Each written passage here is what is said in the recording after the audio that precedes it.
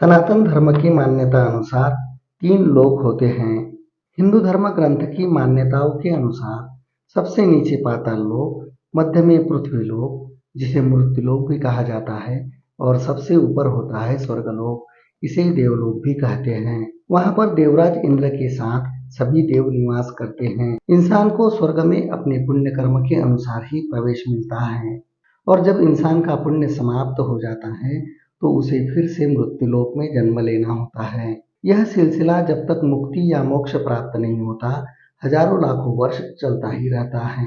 इसलिए हम मानवों को चाहिए कि अपने जीवन में पुण्य कर्म ही करें और थोड़े से स्वार्थ के लिए पाप कर्म बिल्कुल भी न करें। स्वर्ग के जीवन के विषय में विचार करते हुए हमें यह बात ध्यान में रखनी चाहिए कि वह गाढ़े सुख का धाम है।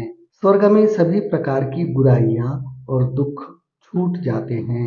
प्रत्येक जीव वहां पर सुख शांति से रहता है। जितना सुख और आनंद भोगने की जीव की शक्ति होती है, उसी के अनुसार स्वर्ग में सुख और आनंद प्राप्त होते हैं।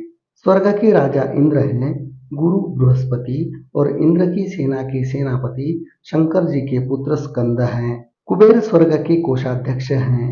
मंदिर, शिवालय, कुआं, तालाब, धर्मशाला बनाने पर जो पुण्य प्राप्त होता है, उसके फलस्वरूप मनुष्य को स्वर्ग प्राप्ति होती है।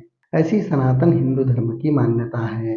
पूजा पाठ, जप तप, तीर्थ यात्रा करने से भी स्वर्ग प्राप्ति होती है, ऐसी भी मान्यता है। आज के इस कलयुग में सजीव मानव स्वर्ग प्रवेश नहीं कर सकता, परंतु महाभारत में पांडवों के वनवास के समय अर्जुन ने अपने पिता इंद्र से मिलने स्वर्गलोक सदेह भेंट कर आए, ऐसी हिंदू धर्म की मान्यता है।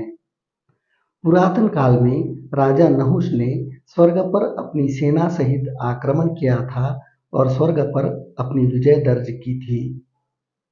स्वर्ग पर विजय प्राप्त कर लेने पर उन्हें जयतु जयतु नहुष इस प्रकार का स्वर्णपत्र लेख देवराज इंद्र ने दिया था, जो कि स्वर्ग विजय का प्रमाण करता था।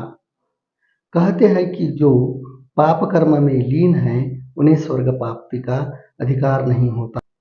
अतः आप स्वयं ही निर्धारित करें कि जीवन में किस प्रकार के कर्म करने हैं और मृत्यु उपरांत क्या प्राप्त करना है।